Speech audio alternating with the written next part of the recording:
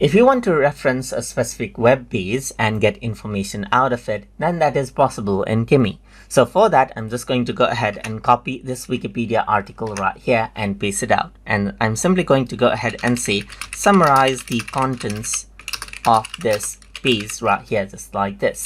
So if I were to actually go ahead and send it, then it'll analyze out that particular page right there and will summarize the content out of it. So it says this Wikipedia page on artificial intelligence provides a comprehensive overview of the field, covering its definition, goals, techniques, application history. So you can see that this is what you have. So there's goals and there's learning and there's perception techniques, as you can see right here. So everything is here, and it analyzes that particular page and will give you information out of it easily, as you can see right here. And that is how you can reference out specific web pages for information inside of Kimi. So hope you guys learned something as always. And as always, please like, comment, share, and subscribe.